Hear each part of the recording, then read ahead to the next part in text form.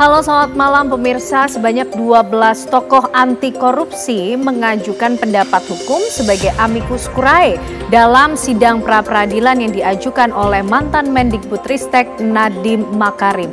Lalu apa kemudian dasar hukum dan alasan yang menjadikan 12 tokoh ini mengajukan diri sebagai amicus curiae? Kami akan hadirkan pembahasannya untuk Anda di Apa Kabar Indonesia Malam bersama saya Ken Ane. Dan saya Tiara Harahap, pemirsa. Selain itu kami juga akan menghadirkan pembahasan untuk Anda, di mana tim nasional Indonesia ini akan menghadapi dua laga krusial dalam putaran keempat grup B kualifikasi Piala Dunia 2026 zona Asia. Lantas mampukah Indonesia nantinya akan menembus panggung dunia? Itu yang akan kami bahas untuk Anda di Apa Kabar Indonesia Malam.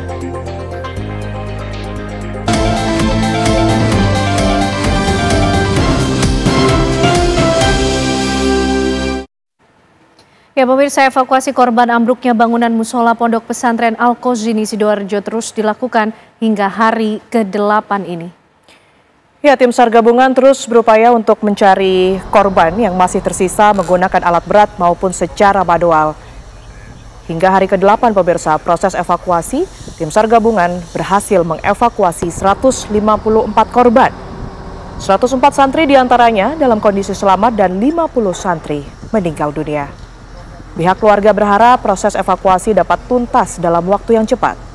Untuk itu pemerintah daerah terus melakukan koordinasi secara intensif dengan seluruh elemen yang berada di dalam tim SAR. Pihak BNPB memastikan operasi SAR gabungan pencarian korban akan dimaksimalkan pada hari ini. Untuk proses pengangkatan puing-puing bangunan hingga saat ini sudah mencapai 80%. Alhamdulillah. Tim SAR akan berfokus pada penyisiran di area lantai dasar bangunan yang diperkirakan sejumlah korban terjebak.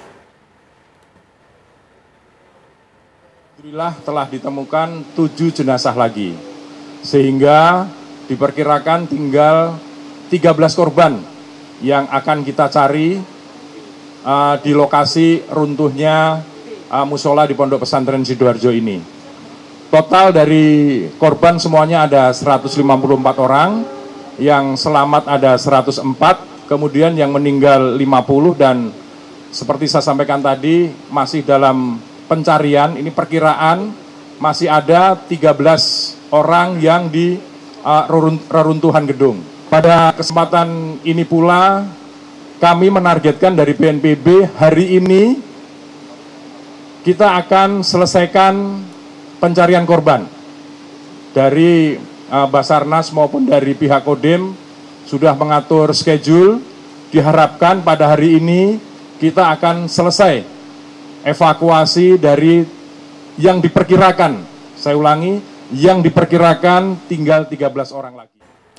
Proses identifikasi jenazah korban ambruknya bangunan musola Pondok Pesantren Al-Qazini Sidoarjo terus dilakukan tim DVI di Rumah Sakit Bayangkara, Polda Jawa Timur.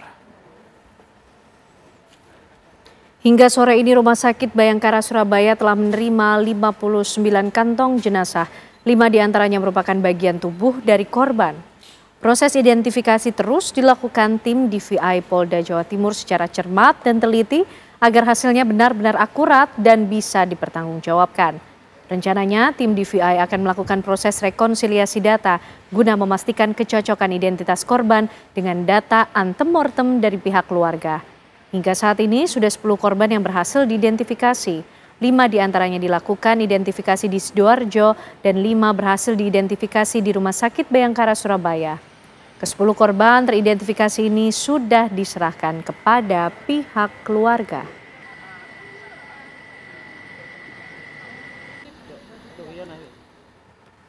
Pesantren Al-Qazini yang berdiri sekitar tahun 1927 dikenal sebagai salah satu ponpes tertua di Jawa Timur. Ya, para santri Al-Qazini diduga ikut membantu mengecor bangunan yang ambruk sebagai bentuk hukuman. Namun hal itu dibantah oleh salah satu alumnus sekaligus wali santri. Dan berikut pemirsa wawancara reporter TV One Yasin Idris dengan salah seorang wali santri. Pemirsa, dalam proses untuk menunggu hasil identifikasi, salah satu wali santri juga sudah menunggu sejak hari pertama dan sampai dengan hari ini di hari ke-8. Dan ini saya sudah bersama dengan salah satunya, ada Pak Abdul Wahid yang kehilangan keluarganya. Ini ada 2, yaitu anaknya dan juga cucunya. Nah, saya akan mengajak Anda untuk berbincang, terutama lebih mendalami bagaimana sih pengalaman Pak Pak Wahid yang juga merupakan alumni dari Pondok Pesantren Al-Khozini ini melihat sisi baiknya dari pondok ini. Pak Wahid, terima kasih banyak sebelumnya waktu untuk pemirsa TV One, Pak. Kami juga mengikut berduka ya atas musibah yang menimpa Bapak dan juga keluarga. Iya, terima kasih. Pak Wahid, ini yang pertama untuk korban, anak dan juga cucu, betul Pak? Iya, betul. Anak dan cucu. Namanya Hasani, kemudian yang cucu saya Albi namanya. Usianya berapa Pak? Usianya sekitar 17 tahun. Yang Alsani? Sama, keduanya seumuran. Pak Wahid, ini tadi kan sempat Bapak ceritakan juga kalau Bapak alumni situ. Boleh cerita sedikit nggak sih Pak dengan pemirsa TV One untuk mendapatkan gambaran dulunya seperti apa sih pondok ini Pak? Iya, Pondok Al-Khozini adalah pondok yang besar Mas. Pondok yang salaf. Pondok keluarga saya semuanya mondok di sana Mas. Masya Allah luar biasa. Katanya untuk usia juga di 2026 sampai 100 tahun, betul Pak? Usia Ponpes sendiri? Iya, ini malah 2026 ini menjelang 1 abad Lembaga Pesantren Al-Khozini. Namanya santri itu tambah banyak Mas, ya mungkin pengembangan lokal itu kan kurang. Jadi karena tempatnya sempit mungkin harus lari ke atas kan gitu. Yang namanya swadaya masyarakat ya gimana ya, sebetulnya yang bangun yang tukang-tukang itu profesional semua Mas. Malah luar biasa, mulai zaman dulu udah ada apa-apa kan, hanya baru sekarang yang kena musibah kan gitu. Nggak ada istilah hukuman ngecut, udah ada Mas. Kalau di pondok itu hukuman itu biasanya kalau zaman dulu saya itu gundul, rambut dipotong. Kalau untuk bangunan masjid berarti zaman Bapak saat ini yang runtuh ini belum ada Pak ya? Belum ada. Yang namanya musibah kan tidak ada yang meminta Mas. Jadi ini mungkin yang sudah Allah takdirkan pada anak saya kan gitu. Kalau yang digratiskan selama yang satu nggak ada Mas, cuma murah Mas, murah inggih. Kalau murah iya 80.000 mungkin 1 bulan. Biaya apa Pak? Ya sekolahnya, pondoknya, listriknya, cuma segitu murah kok Mas. Kiriman anak saya itu malah berapa ya, 1 bulan itu 800.000 sama kosnya sama SPP-nya semuanya. Terima kasih banyak Pak Wahid atas ceritanya untuk pemirsa TV One ya. Tentunya kita berharap dengan kesabaran yang sangat besar dari Pak Wahid dan juga keluarga, pemirsa juga bisa menguatkan kita semua yang masih menanti saat ini proses identifikasi. Demikian cerita sedikit tentang Ponpes Al-Khozini. Dari Surabaya, Yasin Idris, Firman TV One mengabarkan. Pemirsa, sejumlah rumah warga di kawasan Kampung Cijagra, Bojongsoang, Kabupaten Badung, Jawa Barat rusak disapu angin puting beliung.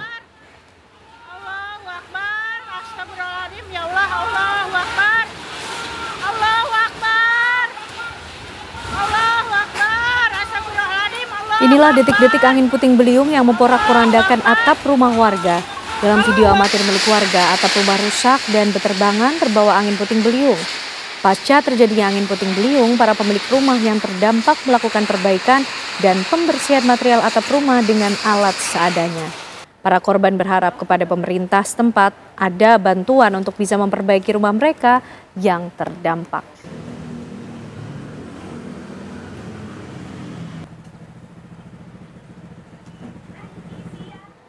Polisi masih terus melakukan penyisiran dan pencarian lokasi dugaan jatuhnya meteor yang sempat menghebohkan warga sejak Minggu malam.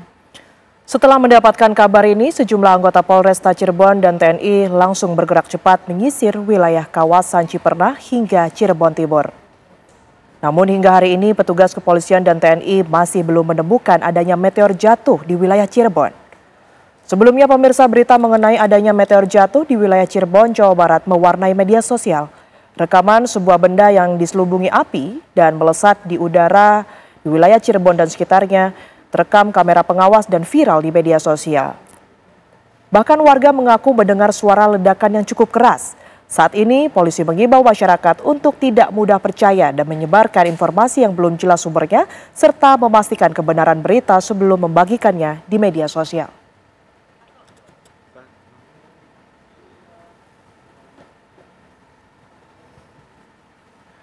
Warga di kawasan Jalan Padasaluyu, Sukasar, Kota Bandung, Senin siang dikagetkan dengan munculnya seekor macan tutul yang masuk ke sebuah kamar hotel. Seperti inilah video kemunculan saat seekor macan tutul masuk dan berada di lantai 2 hotel. Penjaga hotel yang mengetahui dengan kemunculan seekor macan tersebut langsung melaporkan ke petugas pemadam kebakaran Kota Bandung. Tak berselang lama, para petugas pemadam kebakaran, polisi, serta petugas dari Balai Konservasi Sumber Daya Alam Jawa Barat datang ke lokasi untuk mengevakuasi macan tersebut. Petugas gabungan sempat mengalami kesulitan untuk mengevakuasi macan tersebut karena berada di lantai 2 dan macan tersebut agresif. Dibutuhkan waktu lebih dari 3 jam untuk mengevakuasi macan. Usai berhasil dievakuasi, macan tersebut kemudian dibawa ke Lembang Park Zoo untuk diobservasi.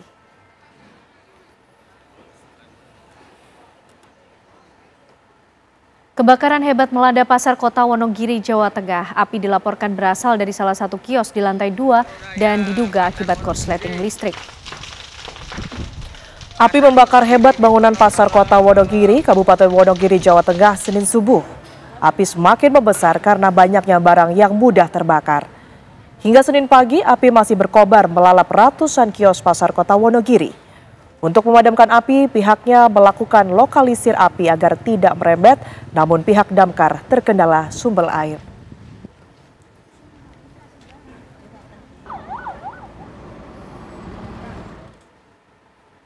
Pengadilan Negeri Jakarta Pusat hari ini kembali menggelar mediasi lanjutan kasus gugatan perdata ijazah SMA Wakil Presiden Gibran Rakabuming Raka.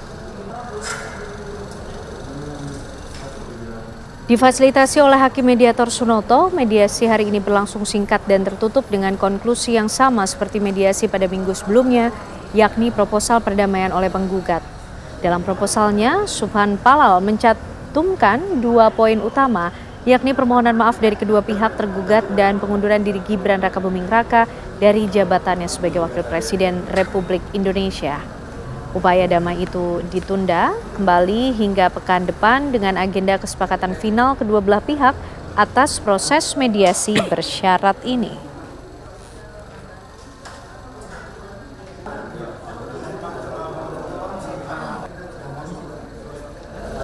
Informasi lainnya pemirsa, rekonsiliasi internal Partai Persatuan Pembangunan berujung damai. Kementerian Hukum menerbitkan surat keputusan baru yang menetapkan Adi Muhammad Mardiono tetap sebagai Ketua Umum P3.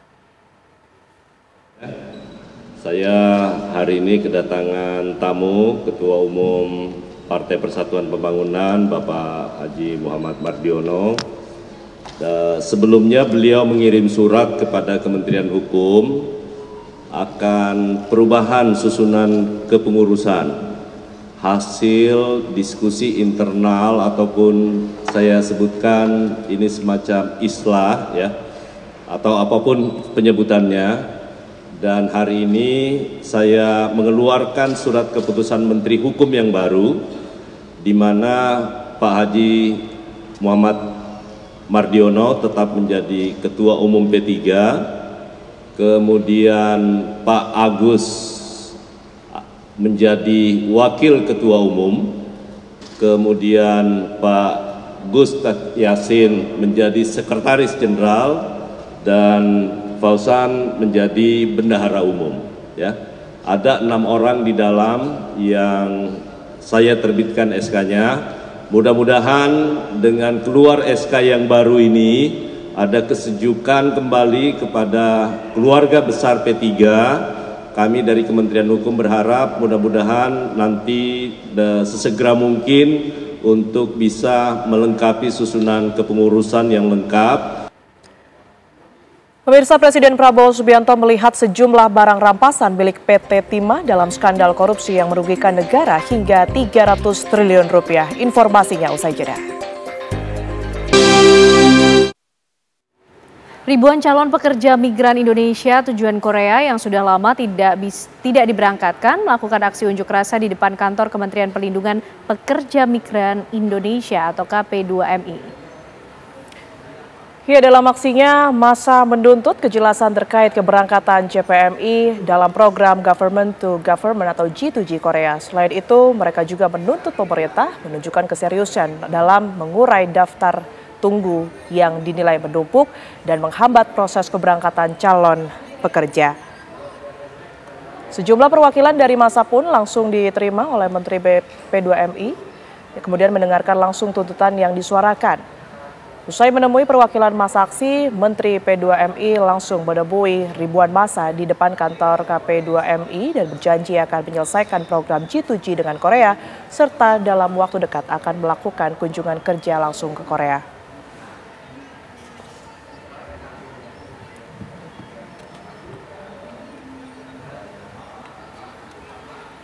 Presiden Prabowo Subianto melihat sejumlah barang rampasan milik PT Timah dalam skandal korupsi yang merugikan negara hingga 300 triliun rupiah. Presiden mengatakan pemerintah telah menyelamatkan puluhan ribu ton monasit, mineral yang berasal dari biji timah dari pertambangan ilegal. Presiden mengatakan aparat penegak hukum melakukan penertiban sejumlah tambang ilegal di kawasan izin usaha pertambangan PT Timah Tbk. Hasilnya ada 6 smelter timah dan aset perampasan korupsi lainnya senilai 7 triliun rupiah yang dirampas dari perusahaan swasta. Perusahaan itu melakukan penambangan ilegal di kawasan izin usaha pertambangan milik PT Timah Tbk. Aparat penegak hukum juga menyelamatkan kandungan 40.000 monasit dari tambang ilegal. 1 ton monasit sendiri memiliki nilai jual global sekitar 3,31 miliar rupiah.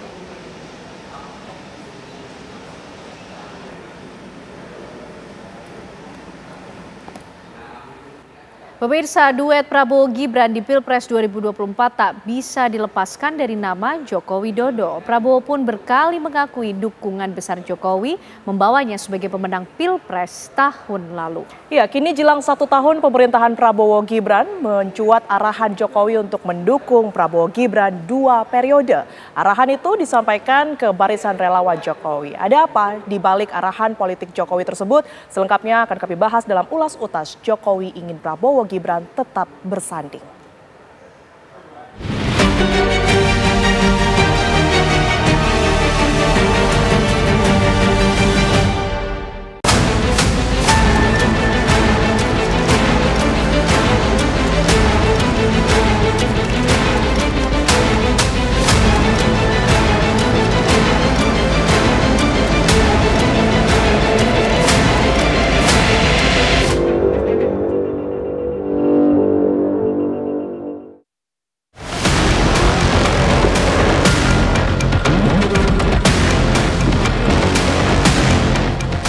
Di tengah langkah Presiden Prabowo Subianto fokus memoles kinerja pemerintahannya, kalangan relawan Joko Widodo kini justru mulai kusak-kusuk menyiapkan kontestasi 5 tahunan.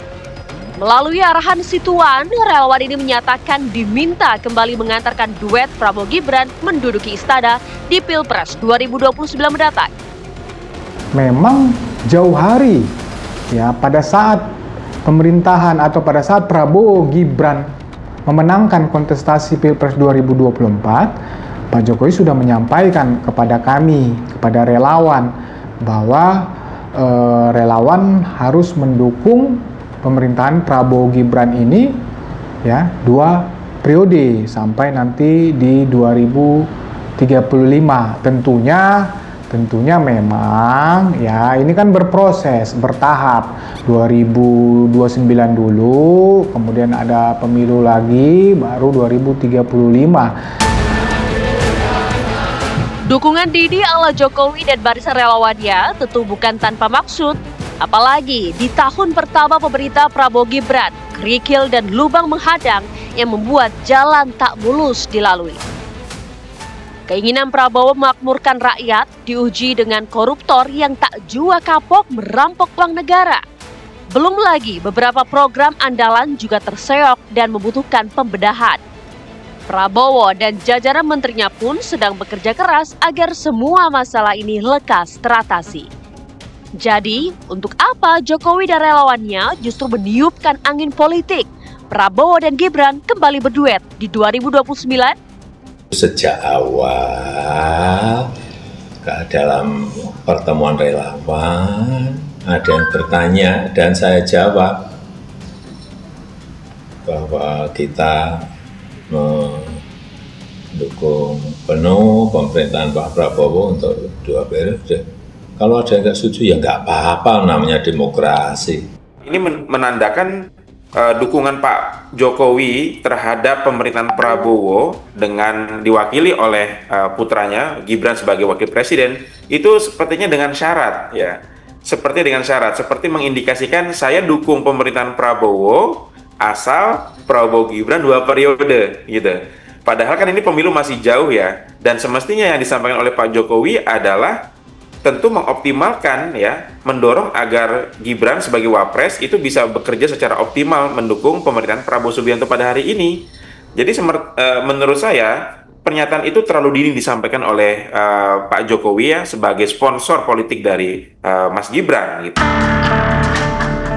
Nama Jokowi memang tak bisa dilepaskan dari duet Prabowo Gibran pada Pilpres 2024 lalu.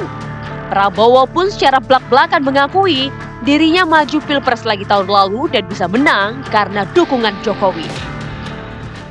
Kita berhasil mendapat kepercayaan rakyat karena dukungan teman-teman Koalisi Indonesia Maju semuanya.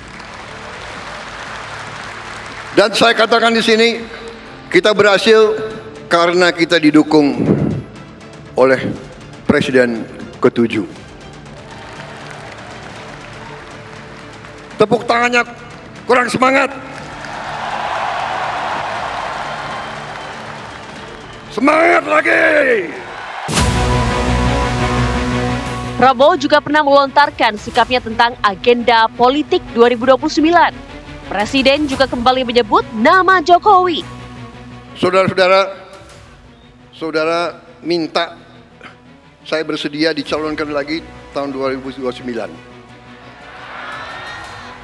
Saya katakan, kalau program-program saya tidak berhasil, tidak perlu saudara calonkan saya terus.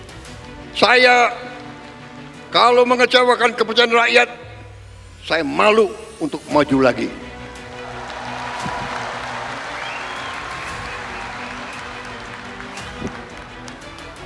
Dari kecil, saya hanya ingin melihat Indonesia hebat. Sumpah saya, sama dengan senior-senior saya di situ, tidak ada bahwa kita ingin kekuasaan untuk kehebatan kita sendiri, tidak ada. Pak Jokowi, saya yakin tidak punya ambisi untuk bikin ini dan bikin itu. Meski Partai Gerindra bakal mengusung kembali Prabowo sebagai Capres 2029, tapi saat ini ia hanya fokus menyelesaikan masalah kebangsaan. Terkait tahun 2029, Pak Prabowo harus maju kedua kalinya, sama sekali dia tidak pernah bicara, tidak pernah diskusi terkait itu. Fokus beliau dan seluruh anggota kabinet harus pada upaya mengakselerasi pembangunan dan perbaikan yang sudah dijalankan on the track pada saat ini kan. Pernyataan Jokowi yang terang-terangan meminta barisan relawan yang mendukung Prabowo Gibran 2 periode sontak menyulut suara-suara sumbang.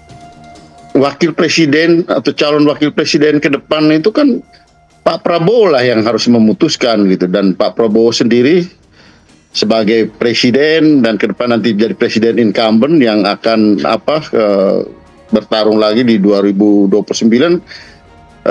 sudah menyatakan secara tegas bahwa beliau sendiri belum mau membicarakan hal tersebut, masih ingin melihat perkembangan ke depan, masih fokus pada program-program pemerintahan yang sedang berjalan. Dan proses itu masih cukup panjang, masih 4 tahun lagi gitu. Sebagai presiden selama 2 periode, Jokowi tentunya tahu betul pasang surut kekuatan politik di negeri ini. Mungkin saja kini Jokowi tengah bermanuver atas dasar kalkulasi politik. Ini juga menandakan bahwa kekuatan politik Pak Jokowi juga sedang melemah gitu ya, dan Pak Jokowi ingin mengetes seberapa besar pengaruhnya pada hari ini gitu. Ya, dengan ini kan seperti testing the water gitu ya. Apakah pernyataan saya ini, sikap politik saya ini mendapatkan dukungan nggak? Atau mana-mana pihak yang setelah ini memberikan respon positif terhadap pernyataan Pak Jokowi gitu. Jadi saya melihat bahwa hal ini sebagai upaya dari Pak Jokowi untuk mengukur apakah pengaruh politiknya itu masih tinggi atau sudah melemah. Narasi 2 periode yang digaungkan Jokowi untuk Prabowo Gibran telah memanaskan kembali arena politik nasional.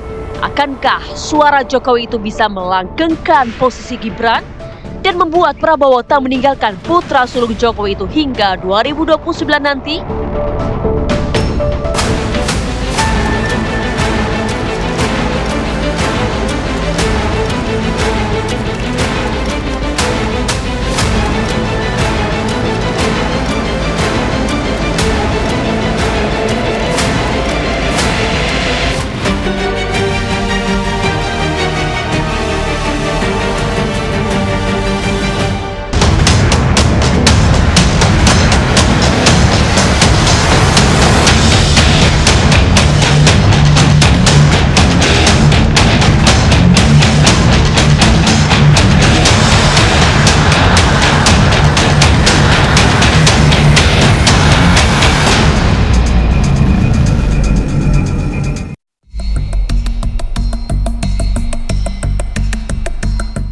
Sebanyak 12 tokoh anti korupsi mengajukan pendapat hukum sebagai amicus curiae atau sahabat pengadilan dalam sidang pra-peradilan yang diajukan mantan Mendikbudristek Nadiem Anwar Makarim. Di antara para tokoh tersebut terdapat mantan Jaksa Agung Marzuki Darusman dan mantan pimpinan KPK Amin Sunaryadi. Sebagai amicus curiae, mereka menyampaikan pandangan hukum karena menilai perkara ini memiliki kepentingan publik yang besar. Lantas, apa dasar hukum dan alasan 12 tokoh anti korupsi ikut sebagai amicus curiae dalam pra-peradilan Nadiem Makarim? Seberapa kuat posisi hukum Nadiem menghadapi dugaan korupsi pengadaan laptop? Apakah keterlibatan para tokoh ini mencerminkan kekhawatiran atas independensi penegakan hukum? Ya pemirsa, apa kemudian dasar hukum atau alasan yang menjadikan 12 tokoh anti korupsi kemudian ikut mengajukan diri sebagai amicus curiae dalam sidang pra-peradilan dari mantan Mendikbudristek Nadiem Makarim? Malam hari ini kita akan mencari tahu jawabannya bersama dengan sejumlah narasumber yang sudah bergabung tentunya di Apa Kabar Indonesia Malam. Ada pakar hukum pidana dari Universitas Indonesia, Bang Aristo Pangaribuan. Selamat malam Bang Aristo, apa kabar? Selamat malam Mbak Ken, baik. Sehat ya? Baik, terima kasih sudah bergabung malam hari ini dan juga bergabung melalui sambungan Zoom. Ada Wakil Ketua KPK tahun 2015 hingga 2019, Bang Saud Situmorang. Selamat malam Bang Saud. Halo. Ya, dan juga bergabung bersama kita ada Pak Nur Rohman, anggota Komisi Kejaksaan Republik Indonesia. Selamat malam Pak Nur Rohman. Selamat malam. Baik. Pak Nur Rohman, melihat 12 tokoh anti korupsi, nama-namanya cukup dikenal, aktif melawan korupsi, kemudian mengajukan diri sebagai amicus curiae dalam sidang pra-peradilan Nadiem Makarim. Pak Nur Rohman melihatnya maknanya apa ini?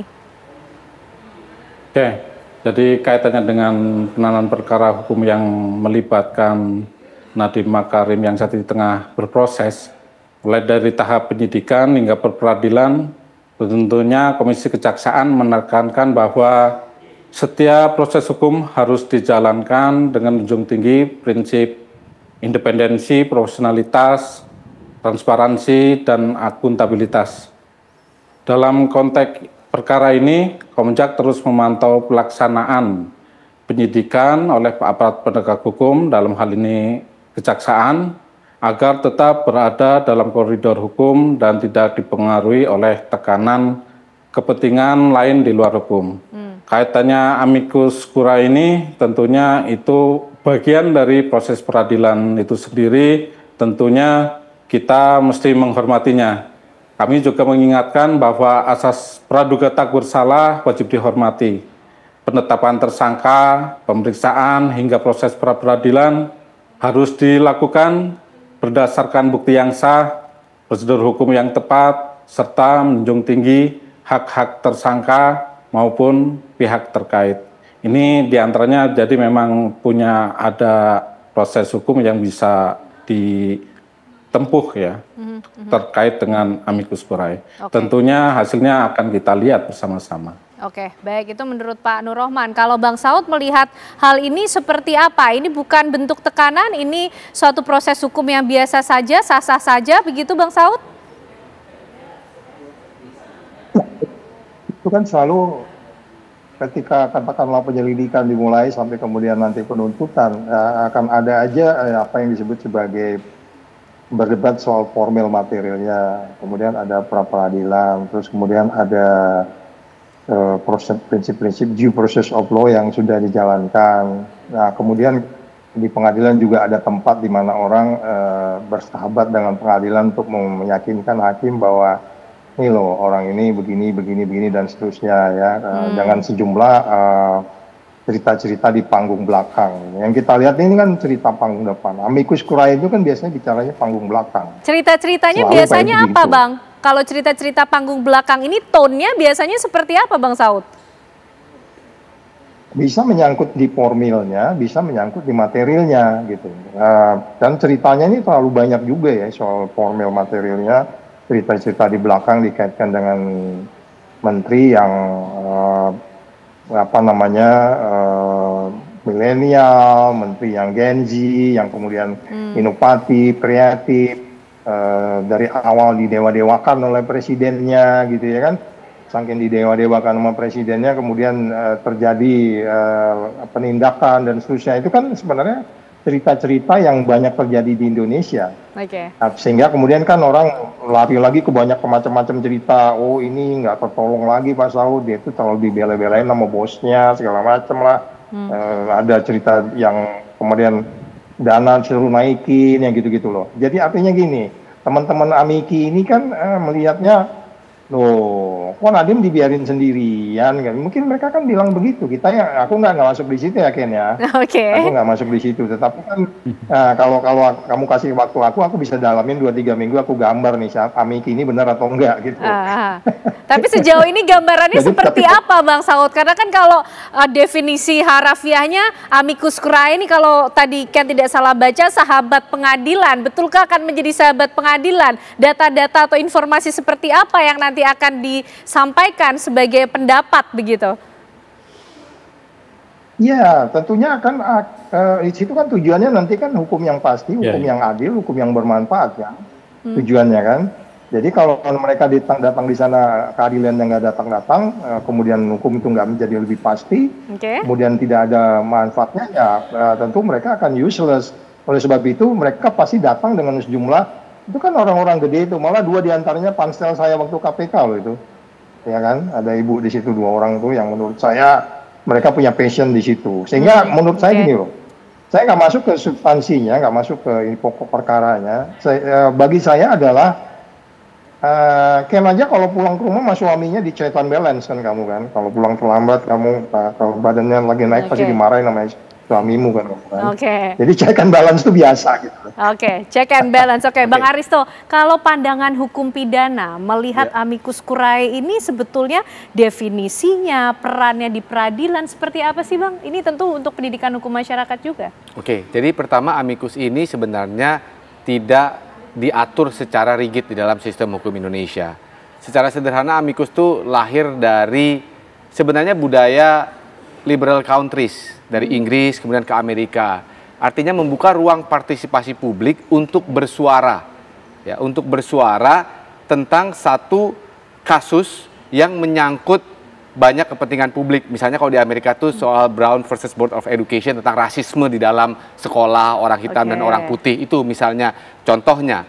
Nah, kemudian di Indonesia ini masuk melalui Undang-Undang Kekuasaan Kehakiman yang membuka ruang di mana hakim itu harus menggali nilai-nilai dalam kehidupan masyarakat. Dan kita lihat sekarang sudah banyak kan diaplikasikan.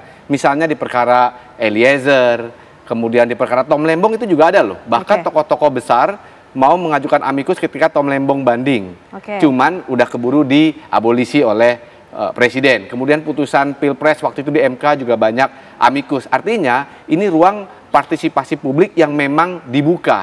Apakah ini sebagai bentuk intervensi, ya tergantung bagaimana melihatnya. Secara sejarah ini adalah ruang intervensi yang dilegalkan. Ya, partisipasi publik itu ruang intervensi yang dilegalkan. Intervensi ini artinya tujuannya untuk ikut meringankan beban hukuman yang akan ditanggung oleh terdakwakah, Bang Aristo? Sebenarnya ruang intervensinya ini bukan kepada person, tapi kepada sistem, ketidakadilan sistem. Makanya kalau kita lihat dalam perkara ini amikusnya, sebenarnya dia menyoroti tentang bagaimana sistem hukum di Indonesia. Yang pertama, kok begitu gampang sih menetapkan tersangka.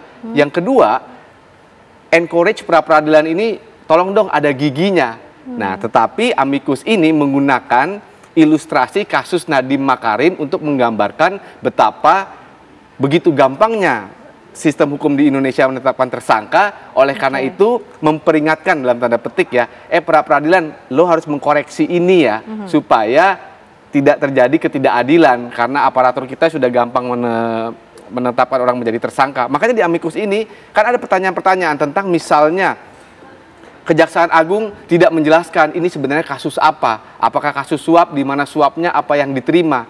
Jadi para amiki ini, 12 tokoh ini ya pertama-tama dia menggunakan frame sistemik tadi tentang gampang menetapkan tersangka dan lemahnya pra-peradilan, menggunakan ilustrasi kasus per kasus, dalam hal ini Nadiem Makarim. Jadi kalau ditanya ini ada apa, ini gabungan. Pertama menyuarakan keresahan sistemik, tetapi juga mengadvokasi orang tertentu, yaitu Nadiem Makarim. Oke, menarik nih Pak Nur Rohman. Nih kalau amiki tadi kemudian hadir menyampaikan atau melihat adanya koreksi lah ya dalam penetapan tersangka suatu kasus. Nah, Pak Nur Rohman sendiri melihat bagaimana sih proses penetapan tersangka dari Nadiem Makarim ini, dan juga nampaknya amikus curiae ini seperti tren gitu ya.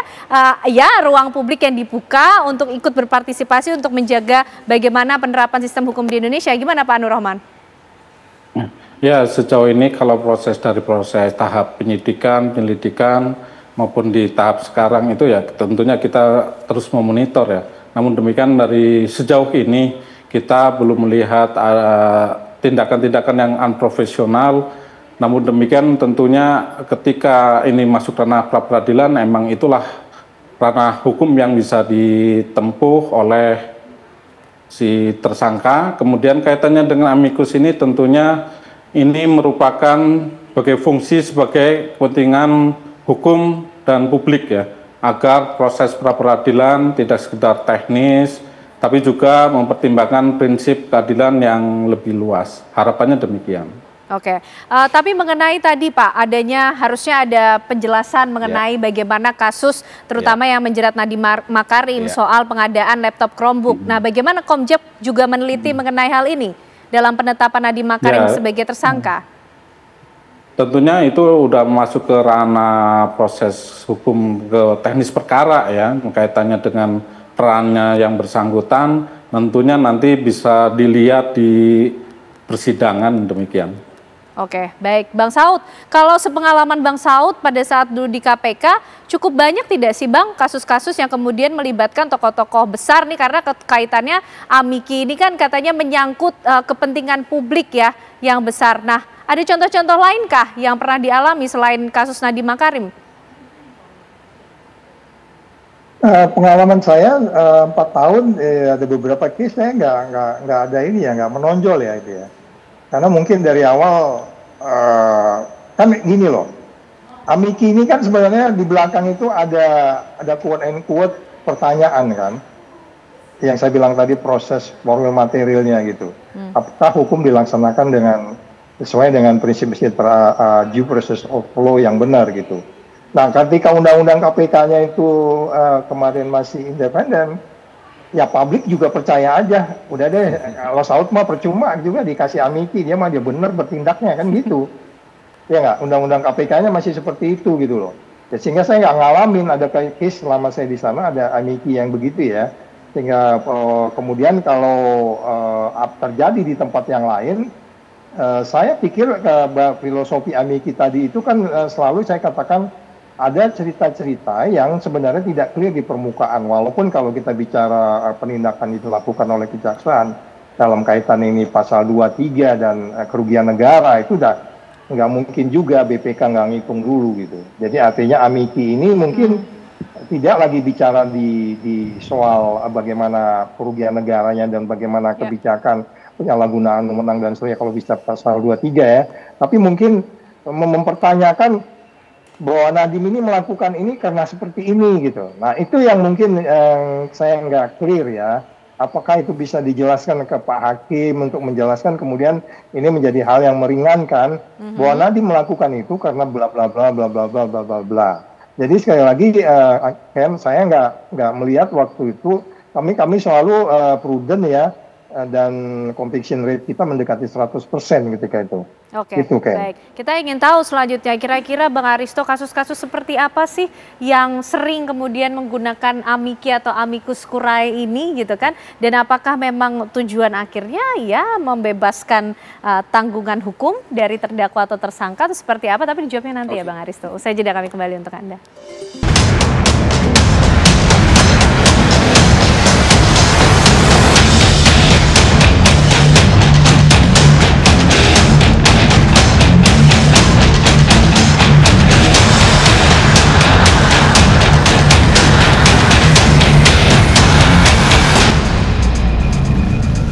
Ya pemirsa, sebelum kita lanjutkan perbincangan malam hari ini, kami hadirkan dulu informasi untuk Anda. Sidang pra-peradilan mantan Menteri Pendidikan Kebudayaan Riset dan Teknologi, Nadiem Makarim, kembali digelar di Pengadilan Negeri Jakarta Selatan. Sidang ini beragendakan jawaban dari pihak Kejaksaan Agung selaku termohon.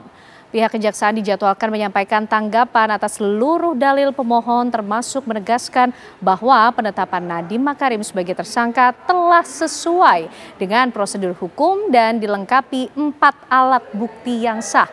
Adapun disebutkan dalam sidang jawaban oleh pihak Kejaksaan Agung adanya 4 barang bukti yang menjadi tameng dalam penetapan Nadiem Makarim sebagai tersangka, antara lain yakni alat bukti keterangan saksi, alat bukti keterangan ahli, alat bukti surat dan juga alat bukti petunjuk barang serta telah melibatkan 113 orang saksi. Kejagung menilai gugatan yang diajukan Nadiem bukan kewenangan pra-peradilan dan meminta hakim menolak pra-peradilan yang diajukan Nadiem.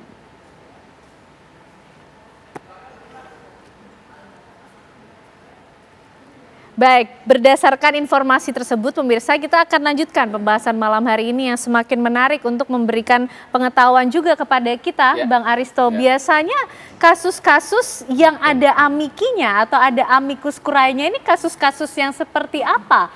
Oke, jadi pada konsepnya tadi saya katakan ya, amicus curiae ini adalah sebenarnya membela satu idealisme. Jadi ada sekumpulan orang atau publik yang menilai bahwa ada satu ideal, ada satu ideas ya yang dilanggar.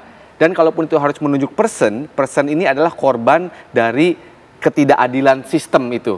Ya, ideas itu. Tadi saya kasih contoh misalnya sejarahnya yang terkenal adalah ketika di Amerika ya, Board versus Education versus Brown, di mana amicus mengatakan tidak boleh orang kulit hitam.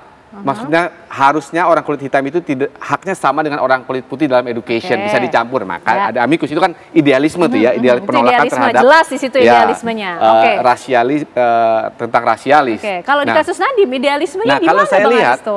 Gini, sebenarnya kalau kita lihat 12 tokoh ini kan sebenarnya menyoroti yang pertama, menyoroti bagaimana di Indonesia itu begitu mudah menetapkan tersangka. Tadi yang saya katakan, fokusnya terhadap kuantitas. Tadi dikatakan tuh 2 alat bukti, 4 alat bukti. Nah, para tokoh ini dalam amicus itu mengatakan mestinya fokusnya bukan kuantitas, tapi kepada kualitas. Artinya harus dijelaskan ya, apa rangkaian perbuatan yang dilakukan Nadiem sehingga dia bisa ditetapkan sebagai tersangka. Nah, dia menyerang sistem, kemudian menggunakan kasus Nadiem ini sebagai ilustrasi dan memproyeksikan bahwa Pak Nadiem ini adalah korban sistem itu. Itu yang coba. Jadi pelan-pelan dia memasukkan. Itu yang coba dikonstruksikan. Itu disebut jelas dalam amicusnya. Tapi apakah kurang clear kalau kemudian Nadiem Makarim melakukan tindak pidana korupsi, Bang Aristo? Nah, itu yang coba dipertanyakan lewat amicus ini. Gini, buat saya yang pertama saya sudah baca itu ya, banyak sebagian besar saya setuju, posisi idealismenya saya setuju. Misalnya apa? Begitu gampang menetapkan tersangka, fokus kuantitas alat bukti itu lebih utama daripada kualitas, mestinya tidak begitu. Kemudian yang paling penting lagi, ketika orang ditetapkan tersangka di Indonesia ini, orang itu sebenarnya nggak tahu buktinya itu apa. Karena kan tidak dikasih BAP langsung, tidak dikasih bukti-bukti langsung. Artinya ada procedural darkness ya, ada kegelapan di situ. Nah, saya setuju soal itu. Saya setuju bagaimana pra-peradilan harus hadir mengkoreksi itu. Tapi apakah itu bisa diaplikasikan? Apakah Pak Nadiem ini contoh ilustrasi yang tepat untuk ketidakadilan sistem itu? Ya saya nggak tahu, ya karena saya tidak membaca itu. Ya mungkin itu harus ditanyakan ke para tokoh itu.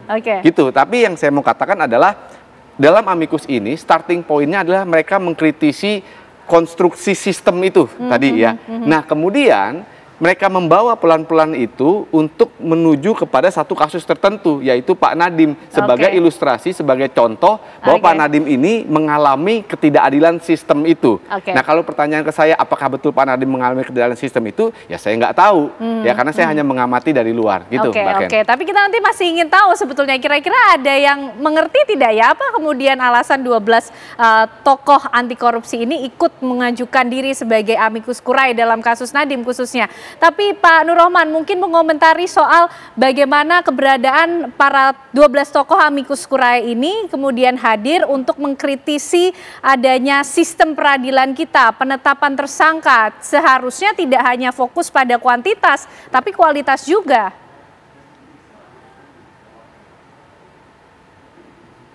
Pak Nur Rohman? Baik, kami belum bisa mendengar suara Pak Nur Rohman. Apakah sudah tersambung? Baik, Pak Nur Rohman sudah bisa mendengar suara saya?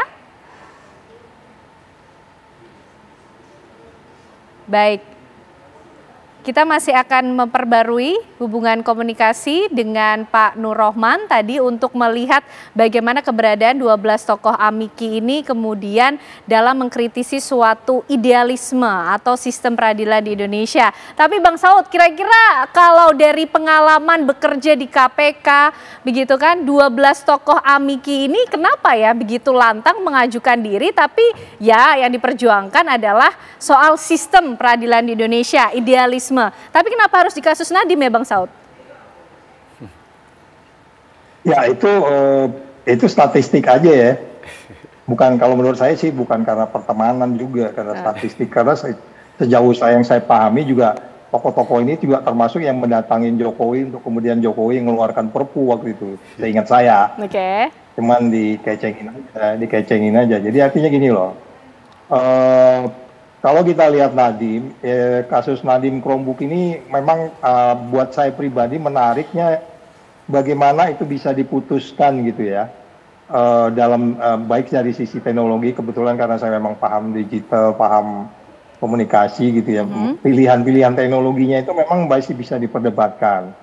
Dan kalau kita lihat pilihan teknologinya itu baik hardware, software-nya seperti apa, karena mau nggak mau kan kalau kita bicara teknologi pasti nanti larinya ke sana. Nah, baru nanti kita ketemu kerugian negaranya, baru kemudian nanti ketemu actus reus dan mens rea-nya dari Nadiem di sini gitu. Jadi teman-teman yang senior-senior ini melihat bahwa memang ada perbuatan yang berada dalam posisi Nadiem tuh nggak bisa bilang ya, nggak bisa bilang tidak gitu, bisa saja. Ya, tapi dia nggak nerima apa-apa, gitu. Dia juga tidak tapi negara rugi memang, negara rugi, dia harus tanggung jawab. Karena dia nggak ada cerita, dia bilang, no, because he is the minister. Jadi sekali lagi, yang mau dijelaskan dalam pikiran saya, teman-teman dari Amiki ini menjelaskan bahwa Nadiem itu nggak sejelek yang dipikirkan orang banyak. Mungkin kayak gitu yang harus dijelaskan ke publik. Karena sebagaimana juga kita tahu, kalau saya pribadi sih, saya selalu ingat pesan orang tua saya, dan Nadiem katanya selalu ingat pesan orang ibunya, bapaknya. Dan jadi Amiki ini tidak bicara soal idealisme dong Bang Saud? Oh ya, dia talking about the values. Nilai, dia bicara nilai. Miki ini bicara nilai. Sama dengan waktu kemudian Tom Lembong kan, sampai saya nangis kayak anak-anak kecil gitu di pangkuannya Anies kan. Ya, itu kan nilai, itu value. Walaupun dia bilang, ya Saud cengeng banget. Ya lu nggak ngerti value, ya lu otak lu tumpul kan gitu. Jadi maksud saya gini loh. Hukum itu harus dipahami ya, bahwa hukum di kita ini kan World Justice Project kita ini kan kita dapat angkanya cuma di bawah 40. Jadi hukum kita ini kan masih carut marut. Jadi kalau ada amiki-amiki ini ya silakan dijawab saja, dan kejaksaan ya firm aja, kalau Anda buktinya cukup ya Anda jalan tuntut, dan kemudian nanti hakim yang biar memutuskan. Yang tidak boleh adalah kalau kita tidak boleh diminta berpartisipasi dalam penegakan hukum siapapun dia. Miki kayak siapapun lah. Jadi itu yang menurut saya nanti akan membuat indeks persepsi korupsi kita naik. Ya kan kita mau Prabowo katanya pertumbuhan ekonomi 8%, supaya 8% indeks persepsi korupsinya harus 67. Jadi penegakan hukum harus jangan dipinggir-pinggirkan kalau ada orang ingin menyampaikan jalan pikirannya. Ya kan value itu kan ada sesuatu yang berbeda gitu kan. Jadi kita menghargai, tinggal nanti yang paling sulit kalau Pak Hakimnya nggak berada jadi wakil Tuhan, tak wakil siapa gitu, susah kita. Oke. Value beyond idealism, itu kira-kira yang disampaikan Bang Saud. Tapi Pak Nur Rohman, bagaimana Kejaksaan merespon keberadaan Amiki dalam kasus Nadiem Makarim? Banyak bicara mengenai pembuktian, penetapan tersangka, jangan hanya kuantitas, tapi kualitas juga harus dilihat.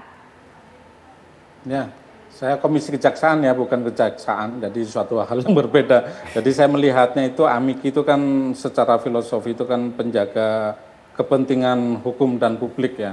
Kemudian dalam pra-peradilan ini tentunya kita sama-sama berharap proses peradilan dapat berlangsung terbuka, objektif, serta memberikan kepastian hukum yang adil bagi semua pihak.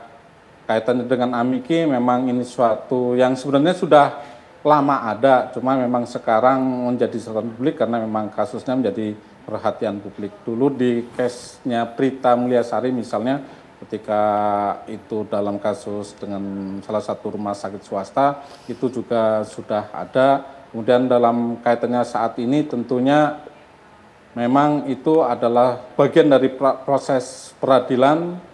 Tentunya dalam pra-peradilan ini tentunya yang diuji adalah keabsahan tindak pidana yang dilakukan oleh aparat penegak hukum dalam prosesnya penyidikan, apakah kejaksaan sah dalam atau tidaknya penetapan tersangka, kemudian mempertanyakan sah tidaknya penangkapan dan penahanan tersangka, kemudian menggugat sah tidaknya penghentian penyidikan, dan meminta perlindungan hak hukum. Tentunya nanti Amiki ini akan menilai, memberikan pendapatnya di pra-peradilan tersebut.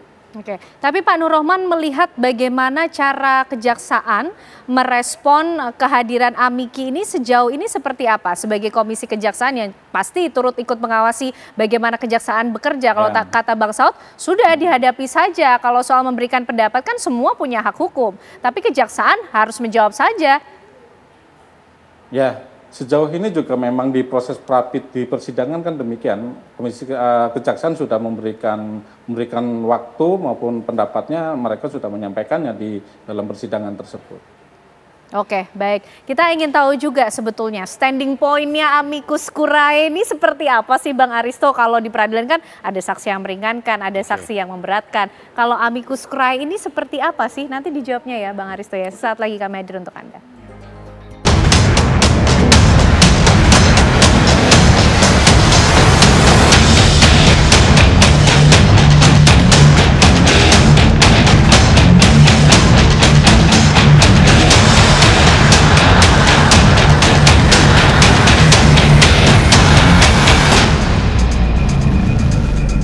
Baik, kita lanjutkan pembahasan kita malam hari ini pemirsa mengenai keberadaan 12 tokoh anti korupsi yang kemudian mengajukan diri sebagai amicus curiae memberikan pendapat hukum di sidang pra-peradilan yang diajukan oleh Nadiem Makarim. Bang Aristo, kalau secara konsepnya atau teorinya keberadaan amicus curiae ini standing point-nya seperti apa sih? Kan kalau arti harafiahnya sahabat pengadilan, betulkah seperti itu dalam prakteknya juga? Jadi standing point secara formal nggak ada. Tadi kan saya bilang, karena ini posisi yang informal. Di Indonesia ini belum dikenal. Istilah itu sebenarnya tidak ada di dalam peraturan apapun.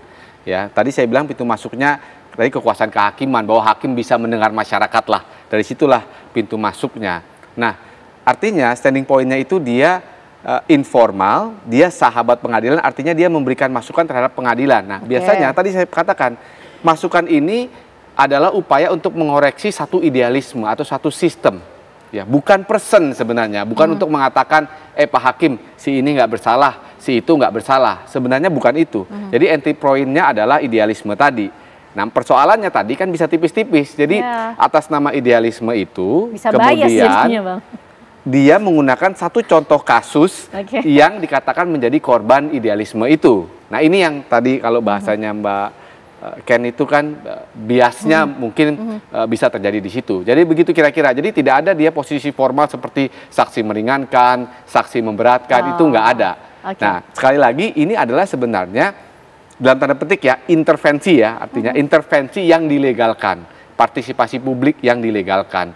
Karena akarnya dari sistem peradilan yang liberal, di mana public opinion itu matters ya, maka dibukalah ruang itu, misalnya di Inggris sampai ke Amerika, kemudian sampai ke Indonesia. Oke, tapi sejauh mana sih Bang Aristo keberadaan amicus curiae atau pendapat yang disampaikan oleh amiki ini bisa mengintervensi atau mempengaruhi sistem atau kemudian keputusan hakim di pengadilan? Mungkin bahasanya bukan intervensi ya, menginfluence ya, intervensi kan konotasinya agak negatif ya.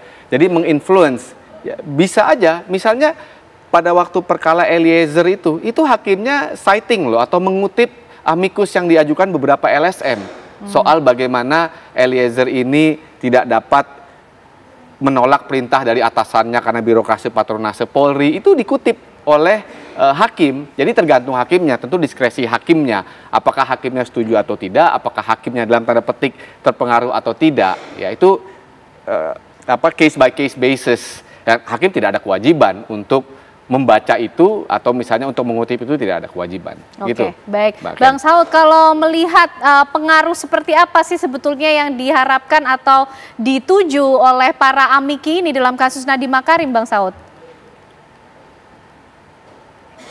Iya, yang paling utama kan gini ya, bahwa peradaban hukum kita sekarang itu kan pertumbuhannya itu sangat lambat ya sejak reformasi. Itu terbukti kok. World Justice Project, terus kemudian cara kita menjalankan demokrasi, cara kita menjalankan pertumbuhan ekonomi, persaingan ekonomi, pengadaan barang, kalau dalam kaitan ini juga nanti kaitan dengan case Nadiem ini ya gitu ya. Terus kemudian bagaimana juga political economic risk konsultansi atau pers gitu ya, menilai bagaimana kepemimpinan nasional kita. Kepemimpinan nasional kita kan sangat jelek, ya kan, 10 tahun terakhir itu. Dan agak naif juga kalau kita katakan kebijakan Nadiem itu nggak diwarnai oleh kebijakan kepemimpinan nasional ketika waktu itu gitu. Jadi ini kan semuanya akumulasi dari akhirnya perilaku korupnya yang dilihat. Karena ini kan tindak pidana korupsi. Ya. Tindak pidana korupsi di Indonesia itu kan kompleksitinya tinggi. Ya kan, seorang menteri itu kalau dipelototin sama presidennya pada takut tuh. Ya. Baru sekarang aja nih presidennya bener nih, ngomongnya udah 26 kali ngomong anti korupsi. Gue nggak pernah denger tuh 10 tahun. Sudah 26 kali ya, sudah dihitung oleh Bang Saud. Oke. Ya aku hitung, kamu jangan main ya Ken, aku hitung loh Ken. Iya. Iya, 26. Konsistensinya berarti luar biasa dong. Iya dong, makanya maksud saya gini, kalau umpamanya kemudian Nadiem terkena dalam konsistensi itu sih nggak apa-apa, makanya amiki harus juga mengeluarkan value yang ada di benak mereka gitu. Jadi maksud saya, of course, yes, full toit, istilah pidananya terjadi dan Nadiem harus kita salut di situ, angkat topi, dia bisa aja dia tiba-tiba pergi kemana gitu kayak yang lain tuh yang lagi di luar negeri itu gitu kan. Tapi kan dia hadapin kan dengan gentleman. Jadi maksud saya gini, ketika seseorang sudah menyatakan dirinya bersedia diperiksa, terus kemudian ada orang lain mau menjelaskan, oh Nadiem sebenarnya berada dalam situasi yang cukup sulit dan sejauh yang kita kenal kalau kayaknya dia presidennya Prabowo kayaknya kebijakannya beda deh. Gitu. Bisa jadi kan kayak gitu kan? Oke. Ya, kita nggak bisa salahkan juga amikinya itu gitu. Jadi maksud saya hukum itu sangat kompleks dan nggak bisa linear cara memandangnya. Menjatuhkannya bisa linear, tapi ketika dia membahas penyidikan kompleksitasnya itu cukup tinggi kan. Nggak bisa kita melihat sesuatu hanya kemudian sebagaimana kita melihat kalau kena sekian tahun, kerugian negara sekian tahun nggak gitu. Jadi di situ nanti amiki mencoba mewarnai bahwa ada sesuatu proses dalam pengambilan kebijakan itu sebenarnya actually Nadiem nggak dirinya sendiri gitu. Jangan-jangan kayak gitu, quote and quote dalam pikiran saya loh ya, gitu Ken. Oke, baik Pak Nur Rohman, mungkin sebagai penutup menanggapi apa kemudian yang sudah kita bahas dari awal tadi sampai sekarang, keberadaan amicus curiae dalam kasus Nadiem Makarim dengan sejumlah pandangan, pendapat dan juga berisikan koreksi terhadap bagaimana juga kejaksaan bekerja menangani kasus ini. Sebagai Komjak juga bagaimana mengawalnya?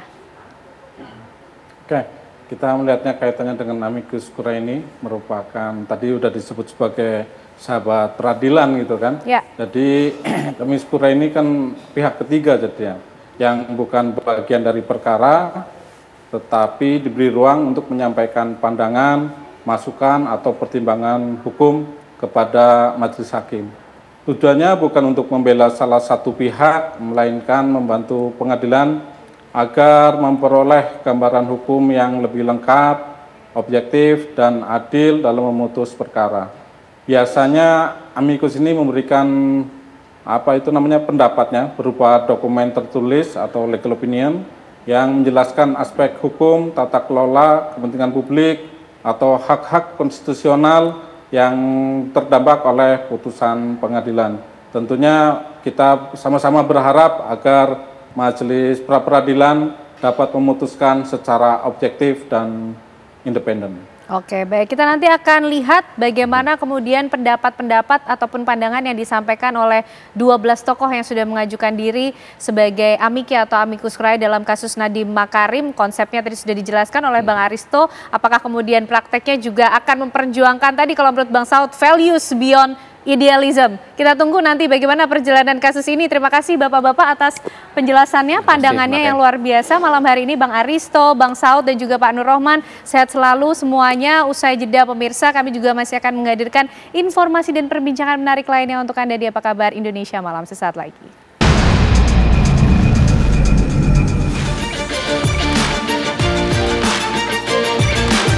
Timnas Indonesia bersiap menghadapi dua laga krusial di putaran keempat Grup B kualifikasi Piala Dunia 2026 zona Asia. Skuad Garuda akan menantang Arab Saudi dan Irak. Pertandingan ini akan digelar di King Abdullah Sports City Stadium, Jeddah pada 8 dan 11 Oktober 2025. Kabar kurang baik datang dari lini penjaga gawang. Emil Audero absen karena cedera, sementara Martin Paes siap tampil sebagai andalan utama. Pelatih Patrick Kluivert menilai persaingan antara Paes dan Nadeo jadi energi positif bagi tim, sembari menegaskan semua pemain harus tampil maksimal demi menjaga asa lolos ke putaran final. Dari dua grup, hanya dua tim teratas yang melaju langsung ke Piala Dunia. Peluang Indonesia masih terbuka, tapi tekanan semakin besar. Lantas, siapa kiper yang paling siap mengawal gawang Garuda? Strategi apa yang disiapkan Kluivert untuk menahan gempuran Arab Saudi dan Irak? Seberapa realistis peluang Indonesia menembus pentas dunia? Ya, siapa kiper sebenarnya yang nantinya dinyatakan siap dan akan digunakan begitu ya untuk melawan Arab Saudi dan juga Irak, serta bagaimana peluang Indonesia ke depannya pemirsa. Kami akan langsung bahas untuk Anda bersama dengan narasumber yang sudah hadir. Yang pertama di sebelah saya sudah ada Bung Kesit Budi Handoyo yang merupakan pengamat sepak bola. Selamat malam Bung Kesit. Selamat malam Mbak Tiara. Baik, sehat ya? Alhamdulillah. Alhamdulillah, harus sehat. Kemudian juga bergabung melalui sambungan Zoom pemirsa sudah ada Bang Hermansyah yang merupakan mantan kiper tim nasional Indonesia. Selamat malam Bang Hermansyah, apa kabar? Selamat malam Mbak, alhamdulillah baik Mbak. Alhamdulillah baik, terima kasih sudah bergabung melalui sambungan virtual. Saya izin ke Bung Kesit terlebih dahulu. Bung Kesit, langsung saja ini kita akan melawan Arab Saudi di tanggal 8 nanti. Tapi Amil Audero ini tidak bisa hadir karena alasan cedera begitu ya. Seberapa signifikan sebenarnya peluangnya bagi penurunan kemampuan tim? Ya, Emil Audero memang saat ini kan memang sedang menjadi bintang ya di timnas karena penampilannya yang begitu luar biasa. Betul. Dalam pertandingan terakhir Indonesia menghadapi Arab Saudi. Kemudian juga ketika Indonesia tampil di FIFA Matchday, saya pikir Emil Audero adalah harapan baru bagi lini terakhir Indonesia ya di bawah Mistar begitu. Ada Martin Paes ya, dia juga sebelumnya tampil begitu memukau ya. Tapi dengan hadirnya Emil Audero memang melengkapi ya kekuatan di penjaga gawang Indonesia. Ini kan sebuah sebuah alamat yang sangat bagus begitu ya, sebuah kemajuan yang sangat signifikan karena kita punya dua penjaga gawang yang sama-sama andal. Tanpa mengecilkan arti penjaga gawang asli Indonesia, Nadeo, demikian juga Hernando Ari, dan juga ada pendatang baru ya, Reza Arya. Tapi ketidakhadiran Emil Audero memang sangat disayangkan ya. Tapi karena cedera apa boleh buat gitu. Tapi kan kabar terbaru yang cukup menggembirakan, Martin Paes setelah absen sekitar 1,5 bulan, 9 pekan lah ya. Dia tidak bisa tampil bersama klubnya Dallas FC di MLS di Amerika Serikat. Kabar terbarunya dia sudah fit, sudah bisa tampil kembali dan diharapkan setelah absen 9 pekan ya di Dallas FC, ini akan menjadi debut nih di tim nasional Indonesia lah, debutnya dia setelah mengalami cedera. Jadi kalau menurut Bung Kesit memang nantinya otomatis akan Kluivert ini akan memilih Paes terlebih dahulu ya jika Emil absen. Saya pikir kalau Martin Paes betul-betul dalam kondisi yang prima dan dia sudah siap untuk diturunkan walaupun cukup lama absen ya. Saya pikir 2 bulan itu waktu yang cukup panjang lah ya untuk seorang pemain yang absen. Tapi mudah-mudahan saja Martin Paes sudah bisa langsung tune in, dia sudah tahu bagaimana kemudian harus bermain dengan tim nasional Indonesia dan diharapkan dia bisa menggantikan peran dari absennya Emil Audero. Saya akan langsung tanya ke Bang Hermansyah. Bang Hermansyah, Anda sebagai mantan kiper timnas begitu ya, kalau melihat Martin Paes yang sudah absen kurang lebih tadi disebutkan hampir 2 bulan begitu ya, akan ada pengaruhnya tersendiri nggak sih Bang? Ya, sementara saya sambut dulu teman kita Mas Kesit ya. Apa kabar Mas? Kabar baik Coach. Sehat. Ya, pertama Mbak, tidak kehadiran Emil Audero, kebetulan mereka cedera ya. Kalau saya ngelihat begini loh, penampilan Hernando di Liga Bergengsi Indonesia, saya lihat dari hari ke hari, dari pertandingan Persibaya itu terprogres.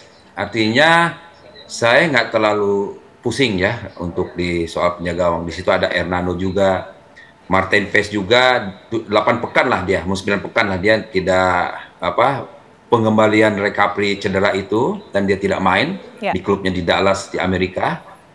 Itu mempengaruhi dia untuk kepercayaan diri juga. Saya ngalami dulu ketika saya jadi pemain nasional, ketika saya sakit kuning, cedera istirahatnya lama itu sekitar 2 bulan, itu untuk memulihkan kembali kepercayaan diri itu lebih sulit daripada pemain lain. Karena penjaga gawang itu palang pintu terakhir dan dia harus betul-betul meyakinkan ke teman-teman bahwa saya sudah siap gitu. Nah, itu yang kendala dari Martin Paes ya. Kalau saya ngelihatnya begini Mbak, ini harus komunikasi antara Patrick Kluivert pelatih dengan pelatih kiper yang dari Dewa United ini. Dan dia harus melihat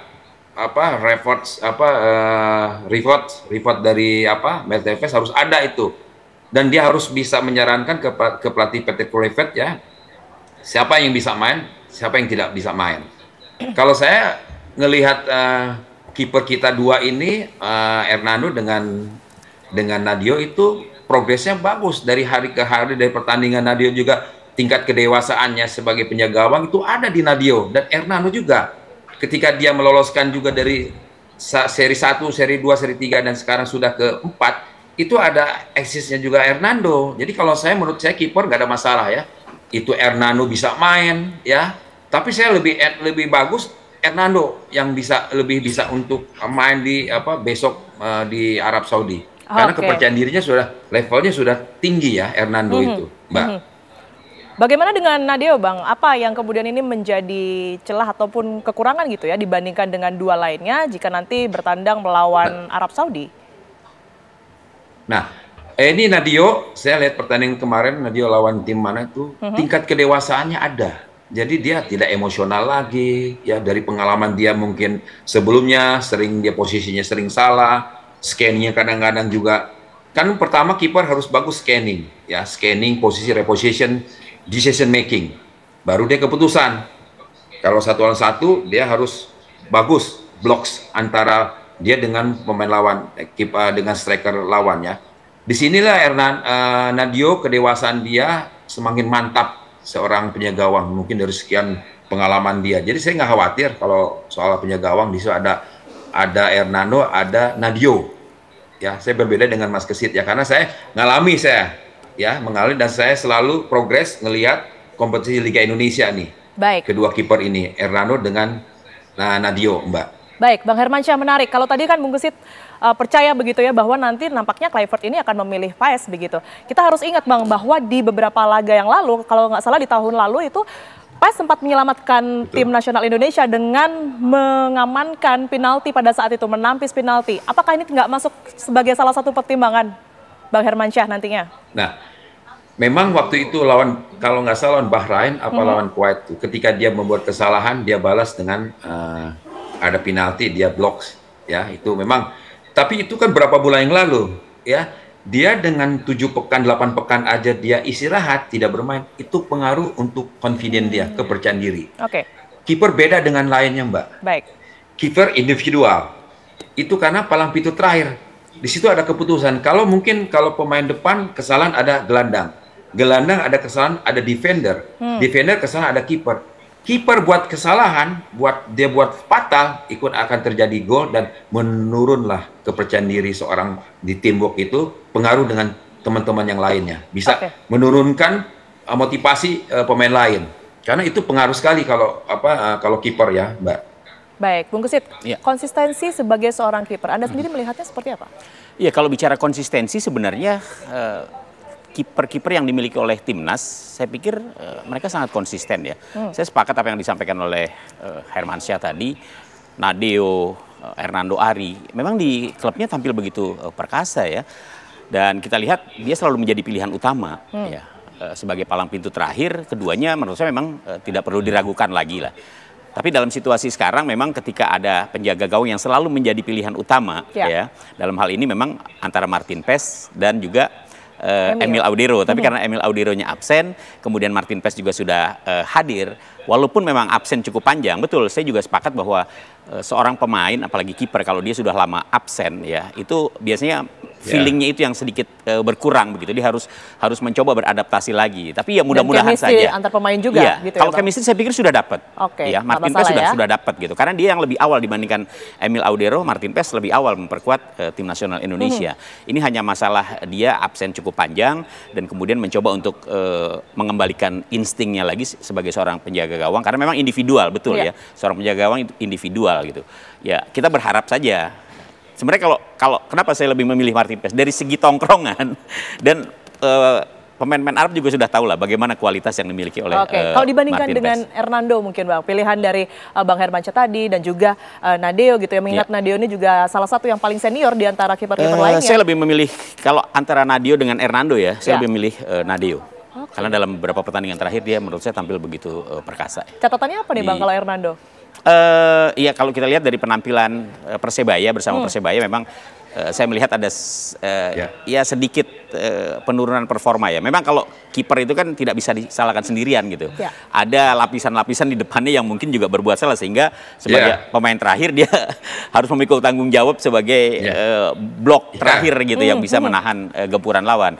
Tapi kan itu juga tidak terlepas dari bagaimana kemudian penjaga gawang bisa lebih fokus, bisa lebih konsentrasi, bisa reading the game-nya juga bagus begitu ya. Selalu mengamati pergerakan-pergerakan pemain kawan-kawannya maupun pemain lapangan. Dan saya pikir dalam situasi seperti ini Nadeo sedikit lebih unggul. Lebih unggul. Oke. Tapi kalau melihat karakter Coach Kluivert gitu ya, akan mempertimbangkan nggak sih berkaitan dengan lamanya Paes sudah nggak main ini dan juga mungkin proses dari pemulihannya itu sendiri ya? Pasti akan menjadi pertimbangan. Dan dia pasti akan meminta masukan dari pelatih kiper ya, bagaimana kemudian termasuk juga pelatih kiper Dallas, termasuk juga melihat bagaimana cedera yang sebelumnya dialami apakah betul-betul sudah pulih, karena ini juga bagian dari sebuah persiapan, harus bisa diyakinkan bahwa cederanya betul-betul sudah pulih. Ya, jadi tinggal bagaimana kemudian mengembalikan instingnya saja sebagai seorang kiper. Baik. Saya kembali ke Bang Hermansyah. Bang Hermansyah, jadi komposisinya nanti akan seperti apa Bang? Kalau dari pemain depannya sendiri, Anda akan memprediksi siapa yang akan dipilih oleh Patrick Kluivert? Otomatis Peter Kluivert tidak akan mengganti-ganti pemain-pemain yang sudah cun ya. Artinya pertandingan kemarin itu kan ketika lawan China, lawan Arab Saudi, mereka udah betul-betul tim sudah dari depan, mereka depan gelandang dengan defender sudah oke ya. komunikasi antara pemain belakang dengan kiper juga bagus ya. Tinggal bagaimana ya untuk memperkuat lagi solid, karena kita main bukan tuan rumah nih di luar ya. Mungkin ada pengaruh dari wasit juga nanti ya. Jadi saya rasa Peter Clifford juga tidak akan merubah tim yang sudah ada skema mainnya itu, Mbak. Oke, baik. Bung Gesit, lantas seperti apa ya strategi dan juga peluang Indonesia ke depannya? Tapi mungkin boleh dijawab usai jeda, Bung Gesit. Kami akan kembali untuk Anda, pemirsa. Oke, saya langsung ke Bung Gesit lagi. Bung Gesit, kalau lihat bagaimana peluang Indonesia ke depannya bersama dengan Arab Saudi, kemudian di tanggal 11 nanti akan melawan Irak gitu ya, termasuk strategi yang akan digunakan Patrick Kluivert, ini seperti apa? Ya, kalau peluang saya kira semuanya memiliki peluang yang sama ya. Pertandingan belum berlangsung, artinya baik Arab Saudi, Indonesia maupun Irak itu peluangnya sama. Saya kira juga Irak maupun Arab Saudi tetap memandang Indonesia sebagai tim yang pasti akan sangat mereka perhitungkan. Indonesia sudah melaju sampai sejauh ini ya, sampai putaran keempat, sampai round keempat. Artinya negara yang sama sekali sebelumnya mungkin tidak diperhitungkan. Sekarang pemain-pemain yang ada, yang ada di tim nasional Indonesia itu hampir 90% kan pemain-pemain naturalisasi ya, pemain yang berkiprah di klub-klub Eropa, dan ini menjadi perhatian tersendiri bagi Saudi Arabia maupun Irak. Khusus Arab Saudi, ketika mereka 2 kali tidak bisa menang dari Indonesia, seri di Arab Saudi dan kemudian kalah di Indonesia di Jakarta dengan 2-0, itu kan menjadi perhatian serius bagi Arab Saudi begitu ya. Artinya bahwa mereka tidak akan berani main-main dengan Indonesia. Keuntungannya adalah Arab Saudi main di kandang sendiri. Dan Indonesia lebih confident ya dengan menangnya. Indonesia lebih confident karena 2 kali pertandingan terakhir Arab Saudi tidak bisa menaklukkan Indonesia. Artinya itu membawa semangat tersendiri, menambah rasa percaya diri para pemain untuk tampil di pertandingan perdana besok. Oke, Bang Hermansyah, kalau Anda sendiri sebagai mantan kiper timnas Indonesia melawan negara-negara Timur Tengah, salah satunya mungkin Arab Saudi, ini apa kesan Anda, Bang? Ya, tentunya saya sebagai mantan pemain nasional berharap Indonesia bisa menang. Ya.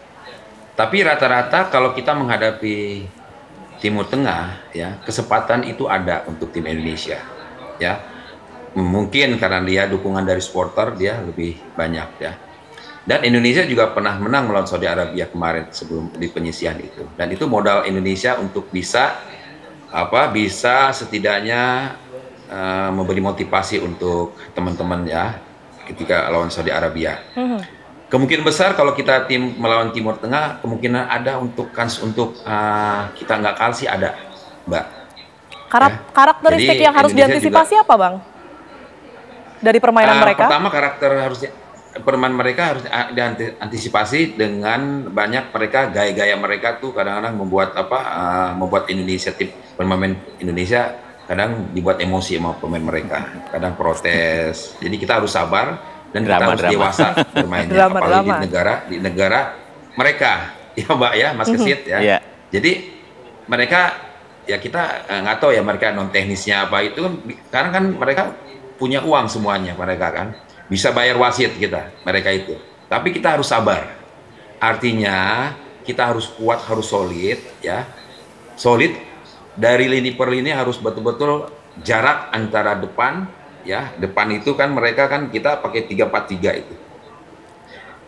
Ragnar, Romani sama James, dan 4 itu Verdong, Hen, Hay, Volvesi, Eliano, dan di belakang udah kuat itu Injes, Hafner dengan Rizky Ridho. Nah, masalah kiper yang tadi kita bahas itu tergantung nanti pelatih kiper rekomendasi ke Peter Kluivert. Itu kan ada. Tadi saya setuju dengan Mas Gesit ya. Nadio mainnya udah lebih dewasa. Bukan setahun yang lalu mereka lebih dewasa, dia bisa tenang nih di misar gawang, Mbak. Oke, baik, Bung Gesit. Tapi sebenarnya seberapa realistis kita nantinya akan meraih poin ya dalam kesempatan ini? Apalagi kalau dari pemain kan Kluivert tidak menggunakan andalan-andalan yang digunakan oleh Coach Shin gitu ya. Nggak ada Arhan Pratama, nggak ada juga Marcelino. Ini seperti apa, Bang? Ya, saya kira dengan skuad yang ada sekarang ini ya, minus Marcelino, Ferdinand yang memang kita tahu Marcelino menurut saya memang ada sedikit penurunan ya dalam penampilannya, performanya. Kemudian juga menit bermainnya dia sangat sedikit. Di Oxford musim lalu hanya 2 kali bermain. Di kompetisi sekali, kemudian di Piala Liga sekali. Sementara di klub barunya, di Trensin, di klub yang sekarang dia dipinjamkan itu, dia belum pernah tampil begitu ya. Saya pikir banyak pengganti, ya. Ada Eliano Reinders, ada Yakob Sayuri, ada Beckham Putra yang menurut saya bisa menambal posisi yang ditinggalkan oleh Marcelino. Dan kalau kita melihat dari apa yang ditampilkan oleh Patrick Kluivert ya, minus tadi yang Mbak Tiara bilang, tidak ada Pratama Arhan, tidak ada Asnawi gitu ya. Saya pikir tidak akan menjadi persoalan ya. Karena kalau kita lihat dalam penampilan terakhir di FIFA Matchday menghadapi Libanon, saya melihat penampilan Indonesia sudah begitu baik ya. Kekurangannya hanya satu. Apa itu? Kemampuan dalam mencetak gol kita masih kurang. Oke, striker kita. Striker. Ya mudah-mudahan oleh Romeni yang sudah hadir kembali setelah cedera cukup panjang ya, bisa langsung tune in, termasuk juga pemain baru Mauro Zylstra, mudah-mudahan jika dia dipercaya bisa menjadi pemain depan yang diharapkan bisa mencetak gol untuk Indonesia. Kita harapkan tentunya. Iya. Singkat saja mungkin tebak skor, Bang. Kira-kira melawan Arab? Saya harapannya Indonesia karena sudah punya modal bagus ketika menghadapi Arab Saudi bisa kembali mengukir kemenangan. Karena dengan kemenangan menghadapi Arab Saudi berarti peluang kita untuk bisa lolos langsung atau menempati peringkat kedua minimal itu bisa lebih terwujud. Kira-kira? Ya nggak usah banyak-banyak lah, 1-0 aja cukup. 1-0, oke Bang Hermansyah singkat. Berapa skor untuk Indonesia Arab Bang? Kita harus realistis nilainya. Yang penting nggak kalah deh. Itu aja udah. Yang penting nggak kalah. Berapa tuh Bang? Kita dapat poin. Hah? Berapa itu skornya? Ya mungkin draw, bisa mungkin draw 1-1. 1-1, oke 1-1 dan 1-0. Terima kasih, kita harapkan yang terbaik tentunya untuk tim nasional Indonesia kita melawan Arab dan juga Irak nantinya ya. Terima kasih Bung Gesit dan juga Bang Hermansyah bergabung bersama kami di Apa Kabar Indonesia Malam. Sehat selalu semuanya. Ya pemirsa, informasi tadi sekaligus menutup Apa Kabar Indonesia Malam hari ini. Saya Tiara Harahap. Ya, dan saya Anda pemirsa beserta teman-teman yang bertugas di Apa Kabar Indonesia Malam pamit. Namun sesaat lagi program Fakta akan hadir menemani Anda. Terima kasih, selamat malam. Sampai jumpa.